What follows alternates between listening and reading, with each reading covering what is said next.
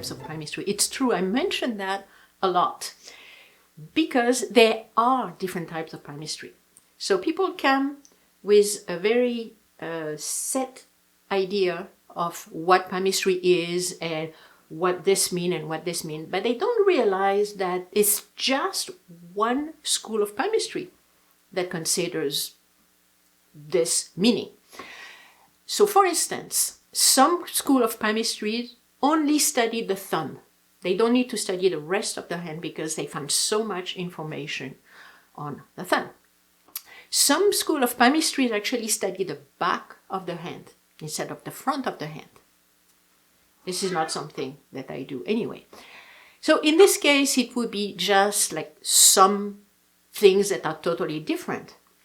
But a lot of the time, like for instance, one typical example is the calculation of the age on the hand. Let's look at the heart line, okay? So the heart line, the way I teach it, it's this is year 0 and this is year about 90. But some school of palmistry are going to say this is year 0 and this is year 90. So you can see how frustrating it can be to if you have two books of palmistry and they say the opposite.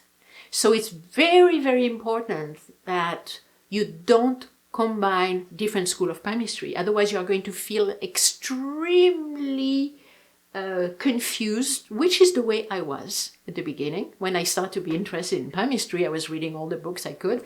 And then I started to realize they're not saying exactly the same thing. Which one should I trust? So this is when I met Genshiam, and then it was one school. It always it was always organized, and it said, of course, the same thing. It was not going to contradict. And this made so much sense that I followed it. And on top of it, I test it all the time. I test it when people come. Does this mean that sometimes things are not making as much sense to me, what I learned and what I see in hand? So if something doesn't make sense, I drop it. I am not going to just apply it. It has to make sense to me. And this is the reason why when I talk about different types of palmistry, it's very important you choose one. If you decide to listen to my videos, this would be like the Gensham's type of palmistry, the Berlin method, and don't try to combine it with other ones. Definitely, yes. And of course, I'm always going to focus on improving. But there are many cases when they get worse. Why? Because they just reflect what's happening in your head.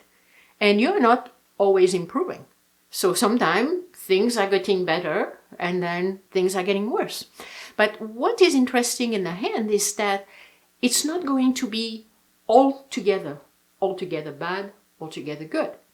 For instance, at one time of your life, relationships might be really difficult, but then maybe your professional life will be better. So maybe professional life will be more on the quality of the destiny line, as opposed to your relationships being more on the quality of the heart line, or maybe on the quality of the union line.